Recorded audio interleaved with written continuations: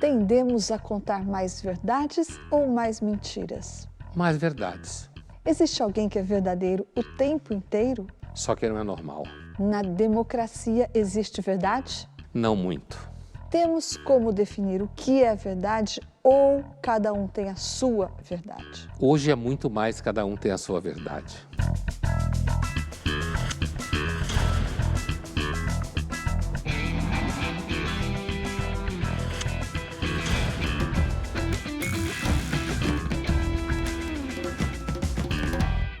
Estamos iniciando mais uma edição do Linhas Cruzadas, hoje para falar sobre por que não existe verdade na democracia.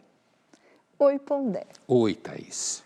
Pondé, essa é uma afirmação que a gente está fazendo. Não existe verdade na democracia. E isso soa um pouco herético, para não dizer antidemocrático. Não é? Herético sim, antidemocrático não. Então diz aí, de onde vem essa hipótese e por que ela não é antidemocrática? Ela é porque o fato de você dizer que é difícil estabelecer a verdade na democracia não significa que você consegue estabelecer a verdade fora da democracia, certo? Então, agora, essa afirmação é aquele tipo de afirmação que em filosofia a gente chama de hiperbólica. Já vou traduzir em miúdos. Uma afirmação hiperbólica é quando você faz uma afirmação super radical e que a intenção, na realidade, é capturar a atenção de com quem você está falando. Primeiro, a gente ia organizar um pouco a casa. Assim. Primeiro, há razoáveis elementos históricos para apontar isso, né? Se a gente fala da Grécia, por exemplo, e quando a democracia acontece na Grécia, ela acontece a partir do momento em que os gregos precisam arrumar a casa, a Grécia tinha entrado num período de decadência, não existia mais monarquia, inclusive a fé nos deuses, né? A crença nos deuses, era tudo muito confuso, porque os deuses gregos também eram confusos. Então, havia, digamos assim, um déficit de institucionalidade. A democracia surge em Atenas como uma tentativa de estabelecer algum acordo entre as grandes famílias poderosas, entre elas a do Platão, por exemplo, certo? E essas grandes famílias, elas brigavam entre elas, cada um tinha o seu interesse. Então, o que vão fazendo os grandes legisladores atenienses? Eles vão criando um modelo de dividir o poder entre os cidadãos e um sistema meio de rodízio para dizer quem foi mais votado, a ideia que foi mais votada aqui vence, você perdeu a votação, então você perdeu o poder, e isso pode mudar. Isso foi criando, inclusive, uma coisa que a gente conhece muito bem, que é a tradição sofista. Né? Sofistas eram filósofos que afirmavam que a verdade absoluta não existe. O homem é a medida de todas as coisas. Protágoras. Mas os sofistas eram mal vistos naquela época. Durante muito tempo. Naquela época, não necessariamente. Eram mal vistos por Platão. Né? Como quase enganadores. E esse aí, Platão, era claramente antidemocrático. Né? Achava que a democracia degenerava em demagogia. Mas eles eram mal vistos por Platão, ou talvez mesmo por Sócrates, porque eram vistos como enganadores, davam aula de retórica, né? Afirmavam que não existe verdade absoluta,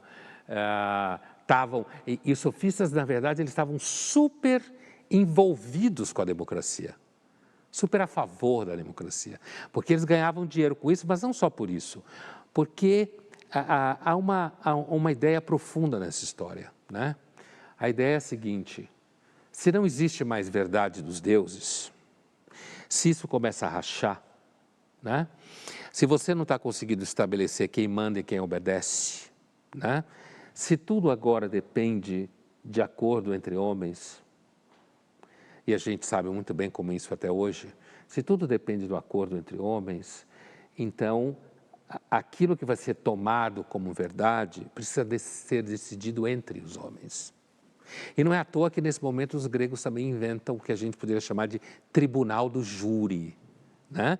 E os gregos são preocupados em criar leis para organizar a bagaça. Né? esse processo de criação de leis, quando a democracia está no seu auge, vai ser realizado pela Assembleia. Entende? E aí você olha para isso e diz assim, onde que está a verdade? A verdade está em quem conta a melhor história, quem apresenta supostamente mais fatos, quem está no poder, quem ganha a votação, certo? Todo mundo sabe disso, sobre a democracia ateniense. Eu digo quem conhece a história dela. Então, na verdade, os sofistas tinham alguma razão? Os sofistas seriam, assim, Foucaultianos avant la lettre, Pondé? Então, Thaís, essa sua pergunta é muito boa, sabe por quê? Porque com essa pergunta você não só traz a discussão para hoje, né? Como você põe o dedo na ferida de quem fica horrorizado quando se pensa que é difícil estabelecer a verdade na democracia. Na realidade, é difícil estabelecer a verdade em qualquer lugar, né? É que na democracia, como as opiniões variam, dependem, você tem que convencer, tem que ganhar, isso fica mais evidente, né? Mas não significa dizer que tem verdade na monarquia em si só. Mas por que a tua pergunta é fundamental? Primeiro porque Foucault, um filósofo do século XX, super importante, o Foucault pega essa expressão e ele vai dizer que episteme, na realidade, é um conjunto de crenças, um conjunto de narrativas que são tomadas como verdadeiras e que, nesse processo de se tornar verdadeira, na realidade, ela assume poder dentro de uma determinada sociedade ou de um determinado momento histórico. O que o Foucault está dizendo? O Foucault está dizendo que conhecimento é política. E não é estático. Ele se transforma e tem uma relação de poder nele. Quem manda acaba determinando o que é episteme, né?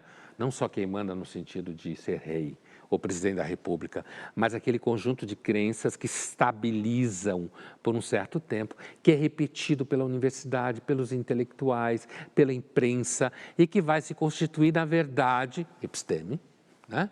Absoluta, mas que o Foucault está dizendo que na realidade é um jogo político. E que dura por uma determinada época. Sim. É uma matriz de pensamento que dura por um certo tempo. E que você pode agir sobre ela para mudá-la, certo? Mas por que ao mesmo tempo a tua pergunta atualiza o problema, falando Foucault, e ao mesmo tempo toca numa ferida? Sabe por quê? Porque normalmente todas as pessoas que se acham do bem, legalzinhas, elas estão dispostas a levantar o relativismo e dizer, não, isso é relativo. As pessoas facilmente endossam o relativismo quando elas querem destruir algum tipo de crença com a qual elas não concordam. Mas se você pegar o relativismo como se fosse uma espécie de canhão e você virar ele em direção às crenças que essas pessoas gostam, elas falam, não, para o ônibus que eu quero descer. Até aqui, até a página 4, a gente vai com essa história de relativismo. Daqui para frente, não. É inegociável. Não pode ser assim. E aí vem sempre aquela coisa que é a seguinte, porque se for até o fim, vira niilismo, vira ceticismo, cinismo, né? O que não é um argumento contra o ceticismo. Dizer que ele pode gerar desespero não é argumento contra ele, né? Mas isso é uma outra discussão. Então, Thaís, esse tema, quando você pergunta o que isso tem a ver com Foucault, o Foucault tem uma filosofia profundamente sofista, né? E todo ponto de vista sofista coloca no centro a ideia de que qualquer verdade, qualquer episteme, depende do ponto de vista, depende de quem está no poder, daí conhecimento é poder, ou é política para Foucault. E essa afirmação só é legal quando você está destruindo aquilo que os outros acreditam que é verdade. Quando é o que você acredita que é verdade, não, aí não. Vamos ver agora uma cena do filme Sócrates, de 1971, dirigido por Roberto Rossellini. Dato che pretendi che sono io, Socrate, a corrompere la gioventù, sai sicuramente chi la rende migliore. Ebbene, rispondi. Il tuo silenzio potrebbe far credere al tribunale che tu non ne sappia nulla. Dimmi, chi può rendere la gioventù migliore? Sono le leggi. E chi ha la miglior conoscenza delle leggi? Guarda attorno a te, Socrate. Sono i tuoi giudici. Tutti oppure qualcuno tra loro? Tutti. Per serio, è una buona notizia. E quelli laggiù che ci ascoltano, Anche loro hanno una buona influenza sulla gioventù. Senza dubbio. E i membri del Consiglio? I membri del Consiglio, anche loro. Insomma, tutti gli ateniesi hanno una buona influenza sulla gioventù. Tutti salvo Socrate che invece la corrompe. È questo che vuoi dire? Sì, e con tutte le mie forze. Ah, che pover'uomo questo Socrate. Che orribile destino. E che grande felicità sarebbe se fosse vero che tutti nella città hanno una buona influenza sulla gioventù e che un solo uomo, questo Socrate, la corrompe.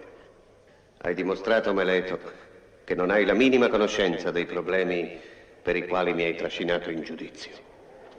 Ma dimmi ancora, non è forse vero che i cattivi fanno sempre del male a chi li avvicina, mentre i buoni fanno loro sempre del bene? Ne convengo. E conosci qualcuno per caso che preferisca le cattive arti a quelle buone? Ah, no, sicuramente. Accusandomi di corrompere la gioventù, vale a dire accusandomi di renderla cattiva, pretendi che la corrompo volontariamente o involontariamente? Volontariamente, questo è più che sicuro. Come sarebbe a dire, Meleto?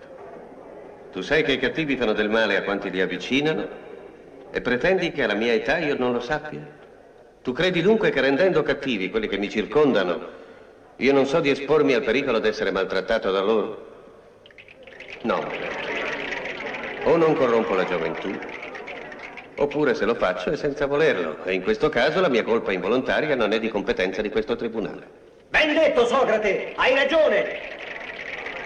Então, Thaís, a condenação de Sócrates ela é paradigmática, né?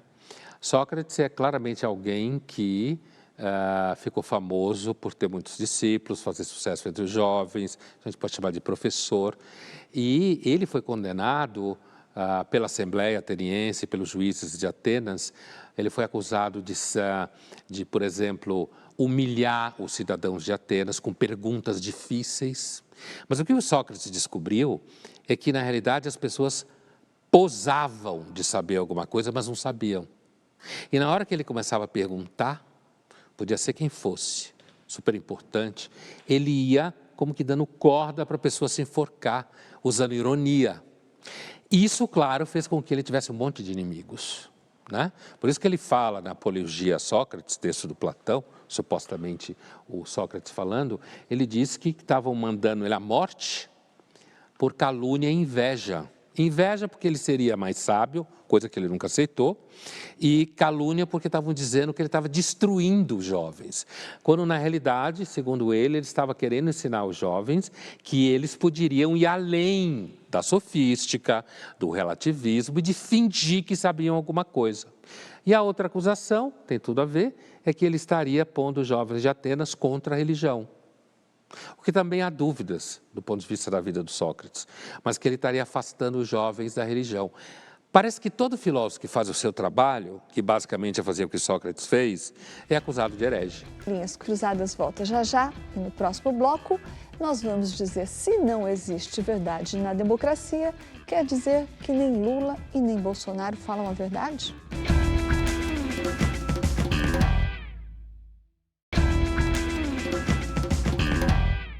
Estamos de volta com Linhas Cruzadas, hoje falando sobre verdade e democracia. Fomos às ruas perguntar para as pessoas se elas conseguem identificar quem fala a verdade na política. Vamos ver. No Brasil hoje é muito complicado essa questão de política, quem é o lado certo, o que é a verdade. Mas eu acredito que é tudo um jogo estratégico, precisamos observar os lados. Qual é o mais correto? Não sabemos. Eu sei quem está falando a verdade a partir de candidatos que eu acompanho. Eu tenho 62 anos, então são candidatos que eu acompanho desde que eu comecei a ter mais envolvimento com a vida política do país. Então eu sei os políticos que eu tenho confiança no projeto que eles desenvolvem para o país. A gente precisa sempre analisar os candidatos, os políticos, que eles olham para a educação, olham para as pessoas menos privilegiadas, olham para quem vai promover as ações sociais, que é voltado para a classe menos privilegiada, como os pobres. Eu acho que ninguém que está no poder agora está falando a verdade. A verdade, ela é de acordo com cada realidade. E muitas vezes os políticos falam aquilo que é uma realidade, mas que não condiz com a verdade. Ou ao contrário, né? Muitas vezes a verdade deles não condiz com a realidade, assim como a realidade não condiz com a verdade. Porque nós vivemos num país assim onde existe várias realidades. Hoje em dia está realmente muito complicado, até porque em política hoje se busca muito focar em ganhar voto, ganhar cargo para fazer a sua própria vida. Mas eu acho que a gente, como cidadão, tem que buscar quem menos mente, porque verdade absoluta hoje em dia realmente está bem difícil. Sem dúvida nenhuma, eu posso assumir que é um fato que no Brasil tem pessoas que passam fome. Aparentemente, né? Você tem ali, você anda, você vê, né? Ou seja, isso é uma verdade. É um fato empírico que você percebe.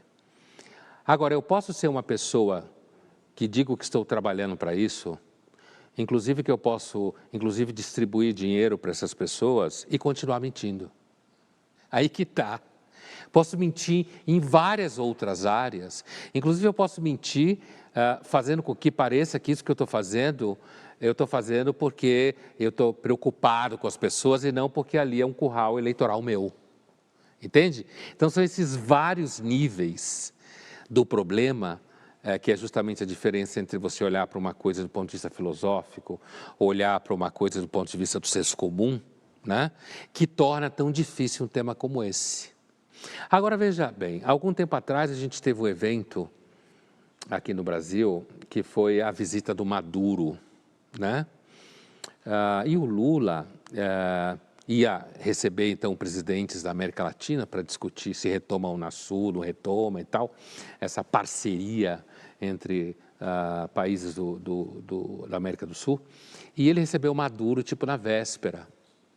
E o Maduro, o cara da Venezuela, e Chaves, e violência, supostamente, olha eu falando supostamente, estou preparando a conversa. Supostamente, então, não respeita direitos humanos, né? Supostamente persegue pessoas que não concordam com o governo, supostamente corrompeu o Supremo Tribunal de lá, o Exército, né? E está todo mundo ali mancomunado, roubando e tal, matando. E o Lula vai, recebe esse sujeito, chama ele de companheiro Maduro, né? E fala para ele uma frase que então deu aquele barulho todo na mídia, que existiam narrativas contra a Venezuela e que o Maduro precisava então produzir uma narrativa da própria Venezuela sobre a Venezuela. Isso deu um pau danado, né? Primeiro porque Lula usou a palavra narrativa. E ao usar a palavra narrativa, ele estava assumindo que não existe uma verdade última. Ou seja, ele disse aqui textualmente que as verdades não são coisas objetivas e que elas podem ser, digamos, embicadas para um outro lugar, a depender da narrativa que se constrói. Então, eu acho que, do ponto de vista que eu estou olhando, o pecado do Lula nessa frase foi ter sido honesto demais. Exatamente. Ele foi honesto demais. Ele como que revelou o truque, né? Ele revelou o truque dessa discussão toda. Por quê? O presidente do Chile, né, o Boric, que é tipo, sei lá, o presidente mais novo da face da terra, alguma coisa assim, de esquerda do Chile, ele criticou o Lula, dizendo que não era uma narrativa o que se sabia sobre a Venezuela, porque existiam tantos refugiados no Chile, assim como tem em outros países do mundo, inclusive no Brasil, e que tem dados, descrições, sei lá, da ONU, não sei de quem, falando que então na Venezuela não existe liberdade e tal e tal. Se eu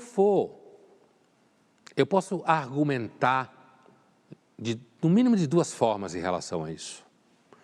Primeiro, eu posso dizer, como foi dito por alguns jornalistas na época, que o Brasil ou qualquer outro país do mundo, aqui na América Latina, não tem muita moral para acusar a Venezuela, porque no Brasil, inclusive, você tem problemas graves de direitos humanos. Racismo, homofobia, todo esse conjunto de temas que está aí na pauta. Mas eu acho que tem um argumento ainda mais forte, que é o seguinte: ao dizer que de fato acontece isso tudo que falam na Venezuela, essa afirmação está mediada por instituições, mediada por terceiros. Eu posso até ter ido lá e ter visto uma cena, mas eu vi uma cena durante um dia.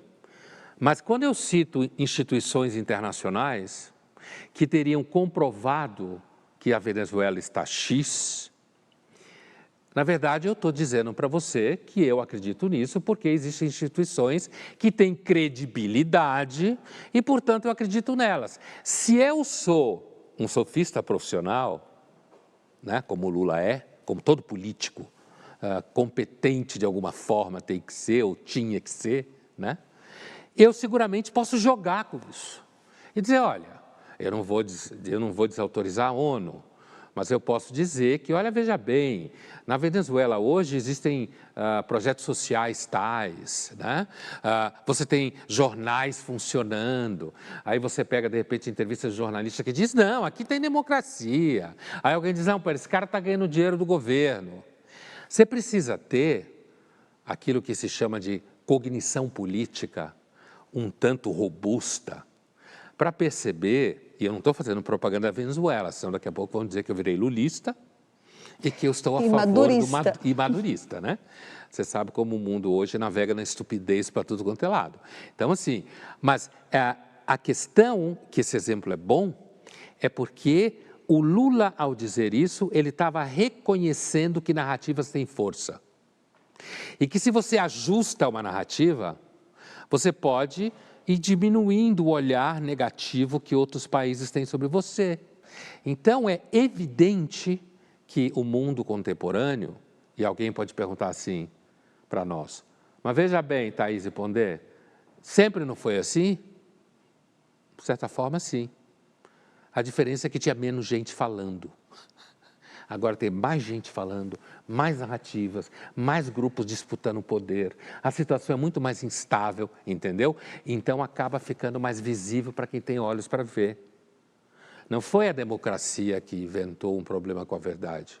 A democracia destampou uma ilusão que se tinha com relação à verdade. Era dos deuses, era a vontade do rei, né? O processo democrático de estabelecer aquilo que se chama, os gregos inventaram o poder político da palavra com a democracia. Eles inventaram o poder político da palavra. O poder político da palavra que serve para regimentar apoio, que serve para conquistar eleitores, que serve para convencer as pessoas de ganhar investimento. Né? E esse poder político da palavra ele está alocado na universidade, está alocado na mídia, está alocado no almoço de domingo. Quer dizer, o poder político da palavra significa que os gregos inventaram a ideia de que falando, convencendo, usando retórica, você de fato pode ter poder. Pondé, chegaram umas perguntas para você. A Estela MMS te pergunta, qual a semelhança entre a democracia de hoje e a democracia que nasceu na Grécia, no século V? Atenas, no século V, devia ter mais ou menos 100 mil habitantes. Desses 100 mil habitantes, um grosseiro 25 mil eram cidadãos. O resto era mulher, criança, estrangeiro, escravo. Então tem essa diferença. Hoje a gente está falando de uma democracia gigantesca. Lá se está falando de 1/4 da população, certo? Lá era uma democracia que tinha escravo. Hoje, quando a gente pensa em democracia, uma das coisas que a gente pensa é, evidentemente, que todo mundo é igual perante a lei. Para um ateniense, não só o ateniense, mas a gente falando aqui do ateniense, essa ideia de que todos os homens e mulheres são iguais perante a lei é terraplanismo. Para eles era evidente que não é. Começando pelo nascimento. Que família você nasceu? Bom, então existem diferenças históricas marcantes, né? Agora, existem, ao mesmo tempo, semelhanças. Assim como a democracia de Atenas fez a experiência do esfarelamento das crenças em verdade absoluta, certo? Ele esfarelou na medida que as pessoas discutiam, debatiam, tinham interesse, e aí roubavam na votação, fraudavam não sei o que, aí o outro dizia, é fraude. E à medida que os grupos iam disputando o poder e fazendo leis, né? Os atenienses foram experimentando a ideia de que não é que a democracia de Atenas destruiu a verdade, é que antes se acreditava em deuses, antes era só o rei falando. Inclusive reforça a ideia do Foucault, que é uma íntima relação entre política e conhecimento, né? Entre poder e verdade, né? A democracia de hoje, ela vem repetindo esse movimento, né? Mas ela repete numa chave interessante, que é o seguinte: é como se a democracia de hoje estivesse destruindo a fé que as pessoas já tiveram na democracia. Para participar do Linhas Cruzadas, envie sua pergunta ou seu comentário através das redes sociais da TV Cultura, usando a hashtag Linhas Cruzadas. E Linhas Cruzadas volta daqui a pouco, e no próximo bloco nós vamos falar sobre a tal da narrativa, agora nas redes sociais.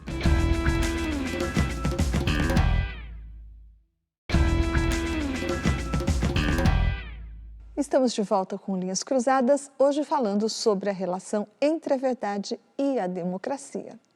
E nós ouvimos o filósofo Vladimir Safatli para dizer como narrativas como a chamada Primavera Árabe e a das Jornadas de Junho foram se transformando ao longo do tempo. Eu acho que o século XXI ele é marcado por uma sequência de insurreições populares.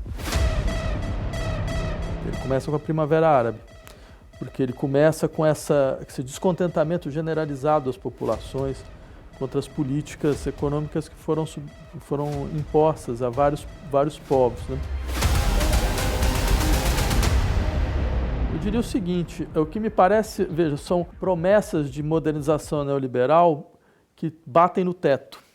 E as populações elas vão se sentindo cada vez mais desamparadas e cada vez mais frustradas, a ponto de que elas começam então a se voltar contra os governos, se voltar contra as instituições que tentaram implementar essa política. Então isso acontece muito claramente nesses países que vão ter uma espécie de modernização conservadora, no mundo árabe, Tunísia, Egito, né, que eram regimes autoritários, mas também acontece na América Latina, né? E aí o governo de plantão era um governo de esquerda. A manifestação é contra o aumento nas passagens de ônibus, metrô e trem, que subiram de R$ 3 para R$ 3,20 no início do mês. O processo começa de uma maneira muito clara.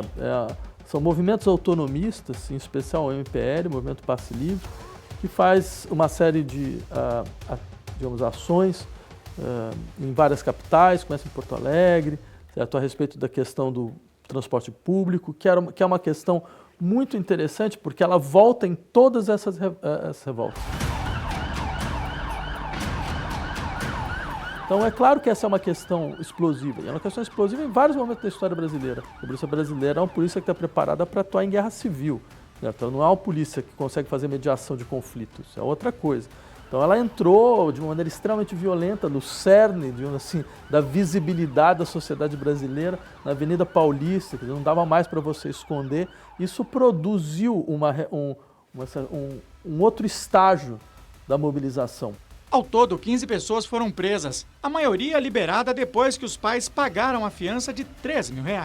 O que nós vimos nos últimos dias foi um ato de vandalismo, de violência, deixando um verdadeiro rastro de destruição. Ontem foi a quarta vez que os manifestantes foram às ruas aqui na cidade de São Paulo. A adesão desde o primeiro dia de protestos aumentou, em parte porque as manifestações tiraram o foco do reajuste de 20 centavos no preço da passagem e passaram a questionar a qualidade e o serviço do transporte público. Só que é importante entender, dentro do contexto brasileiro, o que acontece.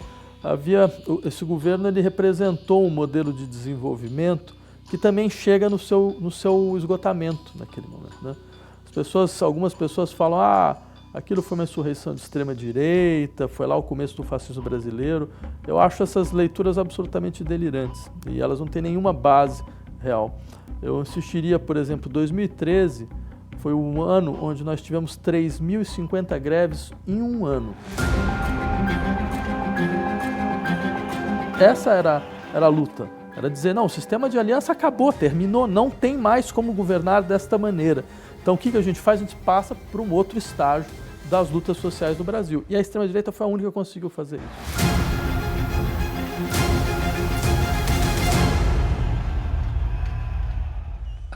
Digamos assim, a hipótese que o Safatli trabalha é uma hipótese que a gente reconhece e que, de fato, é por onde ele enxerga as coisas, que é uma leitura a partir dos movimentos sociais de revolta contra formas opressivas de poder.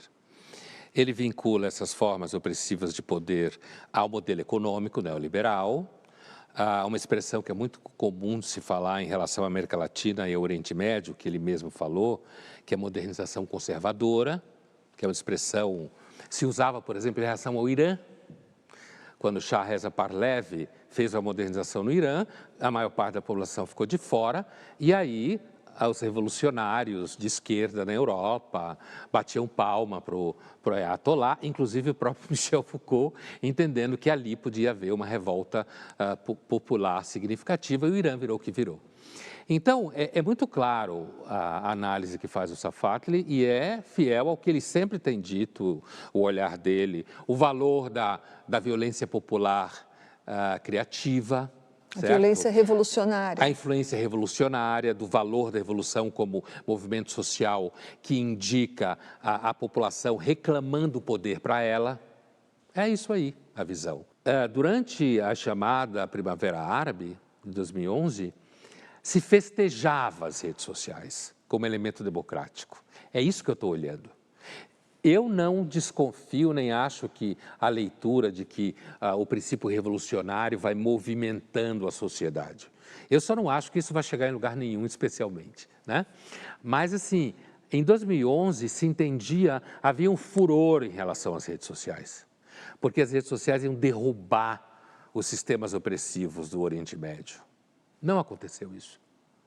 Inclusive no Egito, paradigmático, derrubaram o Mubarak, ditador militar, fizeram uma eleição, subiu ao poder um partido muçulmano, ainda que light, e as mesmas pessoas que derrubaram o Mubarak foram pedir na mesma Praça Tariq um golpe de Estado. O que aconteceu? E o Egito hoje continua sendo uma ditadura. 2013, no Brasil, também havia esse frisson com as redes sociais. Ou seja, uma mídia sem o esquema das empresas, das grandes marcas, certo? Completamente autônoma, livre e desimpedida. Hoje, depois que aconteceu o Bolsonaro, que as redes sociais trouxeram à tona pessoas agressivas, muitas pessoas de extrema-direita, ou trouxeram à tona pessoas insatisfeitas com o monopólio da narrativa da esquerda, que tem um monopólio da narrativa nas universidades e basicamente na mídia, certo? Quando as mídias sociais trouxeram isso à tona, agora mudou o olhar sobre as mídias sociais. Elas vão destruir o mundo. Agora, a ideia de você gravar com o celular na mão significa invasão de privacidade. Né? De instrumento libertário, etc., passaram a vilãs. Como eu posso não ficar cético? Como eu posso não entender que quem acha que existe uma verdade nisso, na realidade está olhando o processo todo a partir de um conjunto de teorias que enquadram os fenômenos. E então as redes sociais, que eram o depositário em 2011, 2013, no Oriente Médio e no Brasil, de um instrumento libertador, destruidor do poder, né? Passa hoje a ser o grande inimigo público número 1, inclusive do Estado. Por quê? Porque, de repente, as mídias hoje estão sendo tomadas, sociais, estão tomadas por pessoas que fazem narrativas que podem parecer absolutamente absurdas, como foram durante a pandemia, por exemplo. Vamos agora para o nosso jogo rápido. Pondé, você estava falando lá no bloco anterior sobre o conceito de episteme do Foucault, que poderia ser resumido assim, episteme como uma matriz de pensamento que domina uma determinada época e pode depois caducar, etc. Qual é, então, a episteme da nossa época. Eu acho que um dos problemas de hoje em dia que gera tanta desorientação é que existe uma desorganização na ideia de uma matriz de conhecimento que estabilize tudo. Então, essa seria a episteme dessa época, desorganização. A desorganização do conhecimento, a desorientação do sentido, a capacidade da gente encontrar, citando aqui o Lyotard, que é um pós-moderno do século XX, uma grande narrativa que caiba tudo. Thaís, você acha que dá para viver sabendo que não existe verdade absoluta na democracia sem se tornar cínico? Eu acho que dá perfeitamente para viver sabendo que não há verdade absoluta na democracia sem ser cínico. É só não esperar a verdade da democracia, porque ela pode oferecer outras coisas que não isso, né? A gente já falou disso no programa, ela pode, essa ideia de que ela resolve tudo e que o voto, por exemplo, é a salvação da lavoura, é o começo do equívoco. A gente pode pensar que a democracia nos oferece, por exemplo, meios para conter, por exemplo, um populista, um autoritário que foi eleito pelo voto e que pode ser contido pela democracia. Mas querer achar verdade na democracia, aí, como diz você, a gente não vai achar nunca. Pondé, lá no primeiro bloco, a gente falou sobre a Grécia, sobre os sofistas e sobre a habilidade retórica e o poder da palavra. Você, diante de tudo isso, você acha que a retórica, como na Grécia Antiga, deveria ser ensinada nas escolas hoje? Acho que a gente não precisa disso. A gente não precisa porque os jovens estão aprendendo a retórica nas redes sociais, loucamente. E se o professor começasse a dar aula de retórica, como algumas pessoas o fazem, os alunos provavelmente iam achar chato. Porque eu acho que é difícil hoje fazer a diferença quando alguém está só fazendo retórica ou como alguém de fato está preocupado em buscar algum conhecimento. Entendeu? Eu acho que o cinismo já está instalado. A retórica já está incorporada. Totalmente incorporada. Thaís, imagina que você é uma jornalista em Atenas, 399 a.C., e você vai cobrir a condenação de Sócrates. Então ele foi condenado à morte, resumindo a história, não é tão simples assim, e aí você vai entrevistá-lo logo depois. O que você perguntaria ao Sócrates sobre o que ele pensa da democracia naquele momento? Já que a democracia o condenou à morte. Diante disso que você falou, foi a democracia quem condenou Sócrates à morte, não é? Ele foi condenado pelo voto popular, não é? Pelo voto dos cidadãos atenienses e também pelo sistema de justiça. Eu, na verdade, Pondé, eu não faria pergunta nenhuma, eu faria uma constatação, eu daria os parabéns para ele, porque olha só, tá vendo? Você bem que disse, né? Você bem que disse. Você comprovou a sua teoria de que os caras mentem, fingem que sabem, e se alguém chutar o balde, eles matam. Exatamente, cometem injustiças e não praticam o que dizem, né?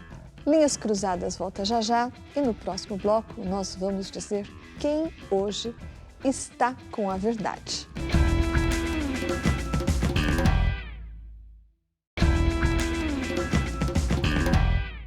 Estamos de volta com Linhas Cruzadas, hoje falando sobre a verdade e a democracia. E a gente já viu, Pondé, que na política não está a verdade. Quem procurar lá não vai encontrar. E você prometeu no último bloco que diria onde, então, está a verdade. A experiência do caos que a Grécia mergulhou depois do período monárquico, que é tão representado pela história dos Atreus, Agamemnon, Orestes, aquele povo todo lá da tragédia. Quando a Atenas, a Grécia, começa a voltar do caos, os gregos entendem logo que é fundamental eles conseguirem estabelecer leis de convívio. Estamos no século VI. Sim, estabelecer leis, né? Bom, então começo a te responder onde está a verdade. Algo que os gregos perceberam lá atrás.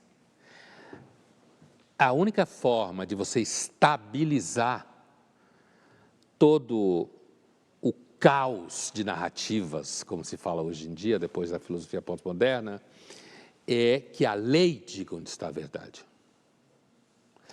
Já que os deuses não mais dirão. Os deuses não mais diziam com tanta segurança. Os homens cidadãos lá de Atenas, por exemplo, eles brigavam, um tentava puxar o tapete do outro e tal. Então, eles mesmos, o grande primeiro legislador de Atenas, Solon, né, eles entenderam que a única forma de sair daquela bagaça toda é se você conseguisse estabelecer leis, que nós iremos discutir aqui quais são. Está nascendo a Assembleia, está nascendo aquilo que, inclusive, depois vai construir o que a gente chama de poder judiciário, grosso modo, em Atenas. Portanto, ainda hoje, se perguntar para mim onde está a verdade na democracia, eu vou dizer para você, mais do que nunca, no poder judiciário. Né? A verdade está na mão dos juízes do Supremo Tribunal Federal.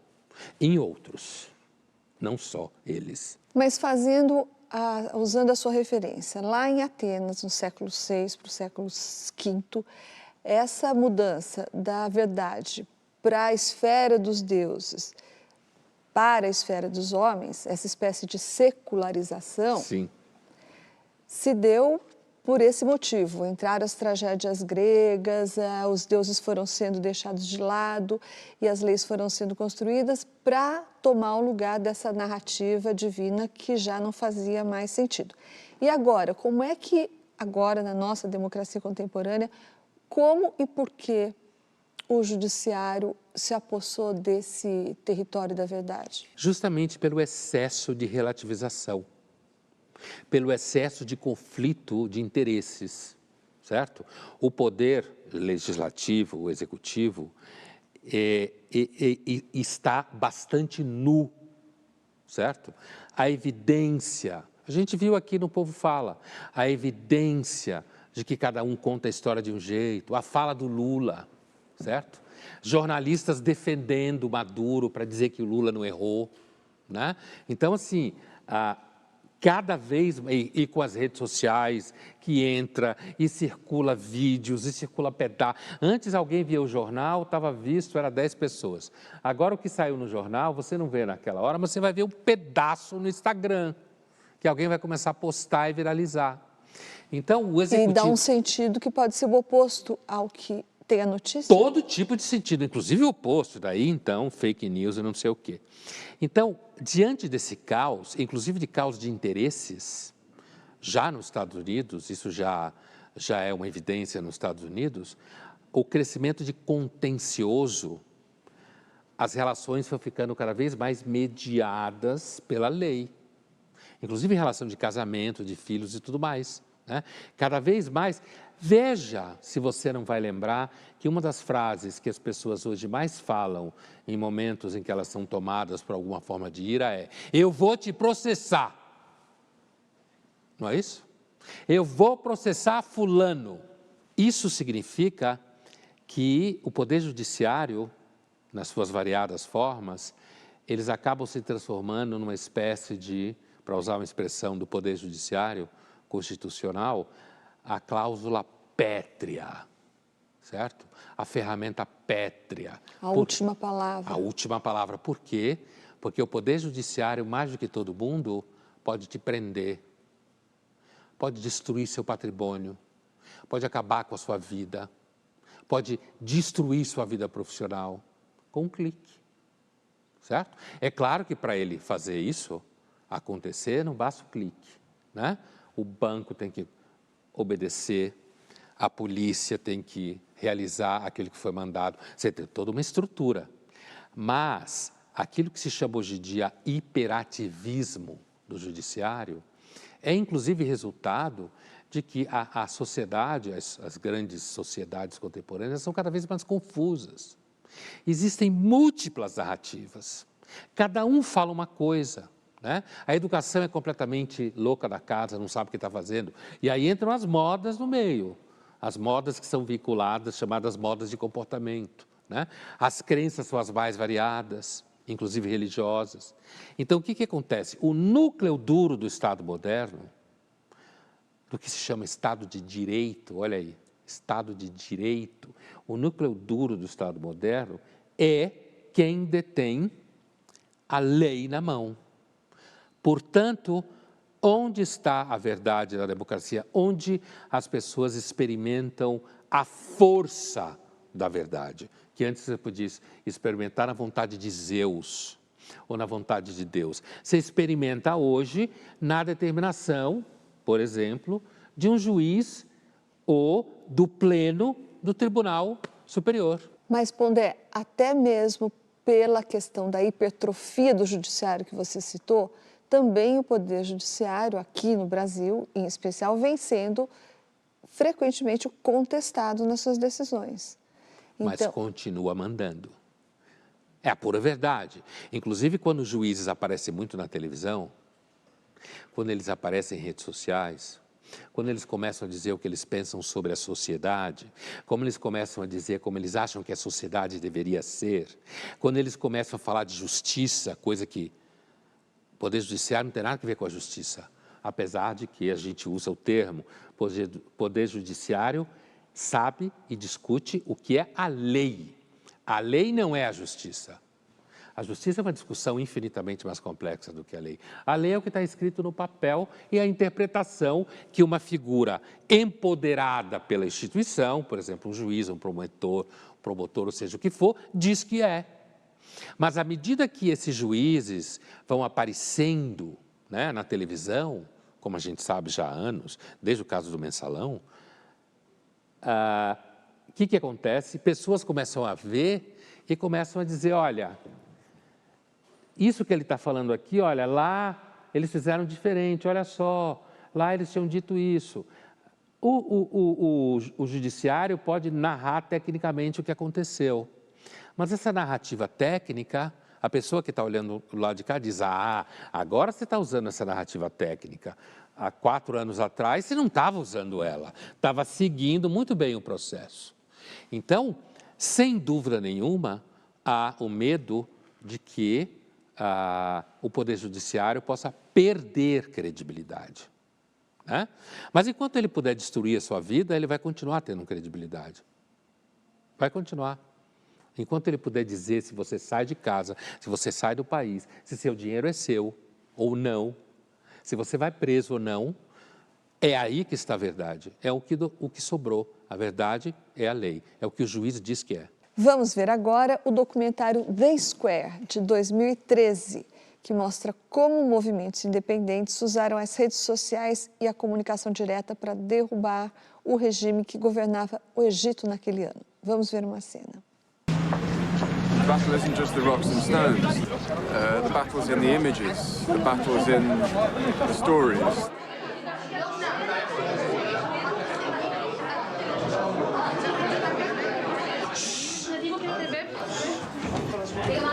احنا قررنا انه ان احنا ممكن نخلق من المكان ده مكان بيدعم الناس اللي بيحاولوا ان هم يعملوا اي حاجه عن الثوره اللي هي ليها علاقه بان هم يستخدموا كاميرا ما يسمى يعني بالاعلام الشعبي. تحط حاجه على يوتيوب وهكذا. لو انتوا تعرفوا اي حد عنده كاميرا ديجيتال ما بيستخدمهاش، يعني على قد ما نقدر يعني نكون بنصور. والحقيقه ان احنا لان الحاجات بتتحرك بسرعه، لان احنا مش عارفين هنستفيد من الحاجه دي امتى. هي دي كل الفكره ان احنا الناس مش مصدقانا، طب نعمل ايه عشان الناس تصدقنا؟ نبتدي ان احنا نصور الاحداث دي. فعشان في كاميرا لسه الصور مستمر. المشكله اللي اصبحت موجوده بوجود الاعلام ان هو الاعلام اللي مازال موجود بيشد كل حاجه معاه لليمين. طيب هتعمل فيه ايه؟